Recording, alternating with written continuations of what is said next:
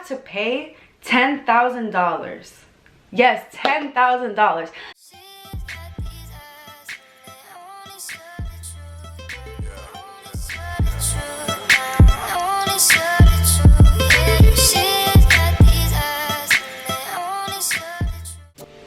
Hey guys, welcome back to my channel.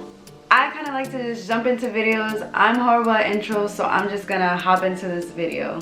Today's video is how to work without a cosmetology license. Scandalous.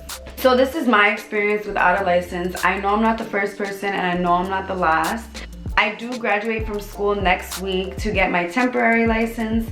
I already have my permit. I already passed my state board stuff that I need to get my temporary license. So yeah, so I'm working legally now. I worked without a license for almost 2 years, probably a little bit more. I used to only do hair on Sundays before I had my second kid and I was working at a bank. Then after I gave birth, I ended up doing it full time. I worked in a barber shop, which is kind of weird, I know. I was doing curly hair in a barbershop. I was the only girl there doing hair, but I tried my best to make my clients feel comfortable. I didn't really know too much back then, and I was learning as I went. I knew how to style curly hair, I knew how to diffuse, but when it came to cutting, honestly, I was just learning as I go, and I was just letting my intuition pretty much guide me until I learned some techniques and some guidelines to cutting curly hair. But I really had no clue what I was doing, I'm just gonna be honest. But now, obviously now I know, but back then I really didn't know. I was just learning as I go, and I probably messed up on a few people, but for the most part my cuts will come out pretty good because I wouldn't really do too much anyway. But regardless, I was working without a license. My boss was well aware of that, so he just let it slide. So when it came to me working without a license, I honestly didn't even think I needed one to do curly hair. But the fact of the matter is, when you go to school, you don't just learn about how to do hair, how to do hands-on things. You learn about professionalism, you learn about sanitation. Those two things are probably the most important skills that you need to know in the beauty industry, especially now. So although I had my knowledge with curly hair, although I was learning to cut while I was working, I really didn't have proper sanitation and proper professionalism. Of course, I kept everything clean. Okay, I would always disinfect, I would always keep things clean, but I didn't know about barbicide. I didn't know about certain things to look for in people's scalps and hairs that I should stay away from. And actually, I have had a client that I shouldn't have done her hair because she did have an abrasion on her scalp, but at the time I didn't know any better. You definitely need to go to school to learn proper sanitation, to learn proper professionalism too, because I really didn't know how to talk to my clients. I would talk to them through DM, you know, and now I know, like, you can talk through DM, but there's a certain way you have to speak to your clients. And even in person, if I was having a bad day, everyone was gonna feel it, you know? And thankfully, I'm not like that now. But it probably potentially lost me some of my clients in the past because I didn't know how to shift my energy for work. And that's part of professionalism. Part of professionalism is leaving your mess at the door. When you come to work, you're professional. Another thing was the environment I was in. I was in a barber shop with women doing curly hair, and I know some people didn't care about it, but it could be uncomfortable for some people, and you know, that's not professional on my part, because I should have had my clients in an environment where they are comfortable, where they do feel like they can be themselves. There's a lot more on that. I'm going to get into that in another video all about cosmetology school, but I definitely needed to learn sanitation and proper professionalism, and I did not know that without a license or without any schooling.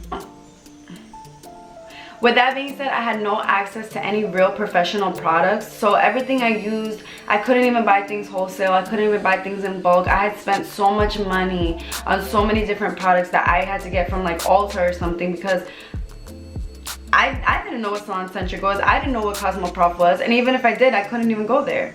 Like I said before, I had no color knowledge at all, and additionally, like, I couldn't even further my education. I couldn't take online classes. You know, I couldn't have access to certain websites or certain things that would bring me much more knowledge, and now I do. Every hairstylist needs it. Everyone can learn, everyone can grow. No one knows everything. I was limiting my education and only gaining more knowledge through experience, hands-on experience in the moment, and then after when I would reflect on what I could have done better. And another thing was I was stuck in a man's environment. I don't think that women shouldn't work in barbershops or like in male environment, but for me in the field I'm in and what I'm doing, like it is best for me to be in a feminine environment. And I couldn't get a salon job because I didn't have my permit, I didn't have my license, I didn't have anything.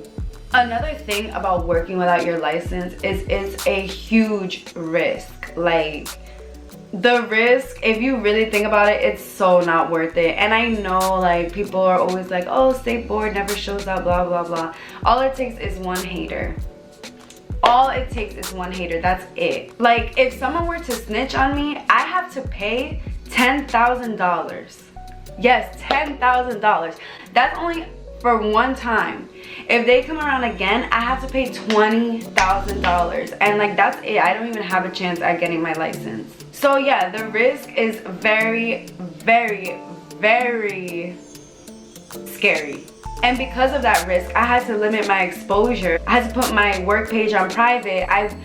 Sometimes I wouldn't reply to DMs because I was getting in all this clientele and I was literally scared to take people because I'm like, dang, like if I mess up someone's hair or if someone tells on me or if someone has hate in their heart and doesn't want to see me win and tells on me, that's it. Like I'm done. I can't even get a license. My exposure was very limited. I didn't even put my own self out there because of that. So after thinking of all of these things and I'm like, I need to get my stuff together, I went to school and honestly, okay, it was a great thing. But for my work, it was very, very hard. Cut so much of the time that I would spend with my clients. All the time that I would be working, I was now in school. So I missed out on a lot of money. And even some of my clients even got so impatient with me, and that's fine. I don't own anyone's head. But I lost clientele because of it, because I didn't have the time to fit everyone in. I didn't have the time to get to everyone, and it sucks, but those who understand are so appreciated, so appreciated. But now I'm gonna have the time. I eventually did go to school because I'm like, no, like, you know, I need to learn. I need to expand my knowledge. I need to build up my foundation the right way. Anything you do needs a solid foundation. And me working illegally when I know I can easily be working legally, that's crumbling my foundation. But thankfully I started thinking long term. I got my act together. I graduate next week, thank God, and I'm gonna have so much time for my clients. I have the knowledge now. I'm ready to learn more, and that is why you need your license. Ultimately, you need your license to build a solid foundation that nobody in this world can ever take down, can ever crumble. Like you gotta build from the ground up in anything you do, but especially in the cosmetology field. Not only that, you need your license to start your own business. Of course, you can do anything illegally. It's so easy to do that. It is. But you're gonna limit yourself 100%. And for those people who are okay with working out of their home, that's perfectly fine. If you wanna do things your way, I'm not saying you're wrong for it. I'm just stating facts.